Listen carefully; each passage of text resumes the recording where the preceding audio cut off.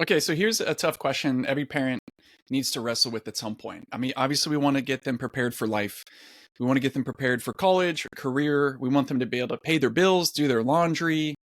But the tough question this week is this: do you believe that your kid will naturally, like instinctively, put others first when they're an adult? Now, I know it's not easy. It's a tough question because if you've got a kid, you probably are overwhelmed with their self-centeredness, especially if they have any siblings. No one's watching, no one's around, there's no guests over, grandma's not here. What's in it for them? You get to see the worst of your kids sometimes. And what I'm not trying to do is make you feel like a failure, but I'm trying to help you think about how to deliberately guide your kid to become someone who will naturally put other people first. Because it's going to be hard to find any definition of a good human who lives a good life. It's hard to find any parent that would actually be proud of their kids. What they wouldn't look at and say, that is a selfless person. They put other people first. They have a life of service. And in our culture especially, it's uniquely difficult to cultivate self-sacrifice rather than self-promotion. Service instead of putting yourself first. Competition instead of, being the last in line. So that's what we want to help your kid think about. If by the time they're 18, 19, 20, I want to be able to look my kids in the eye and have a conversation about the ways in which the multiple stories, times when they put other people first. Because if we want our kids to grow into generous, selfless servants, then we have to start by showing them what that looks like now. There's a story in my family lore that I've been told for years about my grandfather. We, as kind of affectionately called him Fudd. I don't really know exactly where that nickname came from, but everybody called him Fudd. When my mom was little, she got home from school one day and said, "Hey, where's their dog? Where's Tracy?" That was the name of their dog. And my grandma just kind of stone-faced, dispassionately said, "Your dad gave her away." It turns out there's a family down the street who had just lost their dog. And my grandpa Fudd, feeling deeply for them, just walked the family dog down, knocked on the door and said, "I feel so bad. You guys can have our dog." No big announcement, no big drama, just quiet, instinctive generosity. And he was, that's one of many stories of him giving things away. If someone needed something, it was theirs. Tools, furniture, time, the family dog.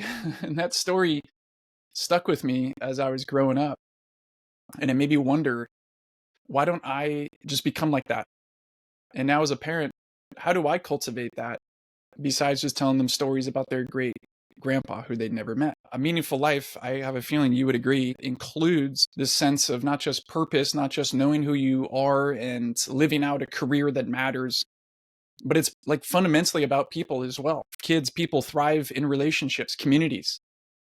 They are the ones, if they figure that part out of life, are the ones who've learned how to serve others, put other people first. The mutual give and take of relationship, it's a prerequisite to having a meaningful life that includes community and friendship and belonging. And it's not a default thing. I don't think it just happens. In fact, I don't think kids will naturally bend towards that. I think we have to cultivate it, call it out, model it, and encourage it. So the question that I think is going to come up is, what do you do to put others first? And it helps interrupt their default. What do you mean put others first? What do you mean? And if the more we learn to ask that question, the more we will help them recognize that this is a key part of living life well. And I'll be honest, there's so many times when I don't do it. There's so many moments when I've held back from putting others first. So many opportunities I've had to show my kids that's the better way to live. I've sat on the sideline of their soccer game and I grumbled about the coach on the drive home, knowing full well I could have volunteered. I've stayed quiet in meetings or in dinners, even when I had something helpful to offer, because no one asked or I just didn't feel like it. It's easy to kind of wait for permission. It's easy to just get stuck in our default mode of status quo and going throughout our day. But if we wait too long, we don't model for our kids what it looks like to be a servant and prioritize how important that is for life and our relationships. Will they ever turn into that? Our kids are watching, they're learning. We cannot expect them to develop a service mindset until we teach them to. So how do we do it? How do we raise kids who put others first? This is a part of exercises we've done with kids for the past dozen years. Number one, you ask the question, what did you do today or this week to put someone else first? Tell me a story. Make it a part of your rhythm. Make it just a part of, like, including, how was your day? What did you learn? What did you eat? How was lunch? Who'd you hang out with? What did you do to put others first? That's the first one. Second, tell stories of generosity. Share about my grandpa. Share about people in your family. Tell about times and moments where people have gone out of their way and put you first, and how it made you feel.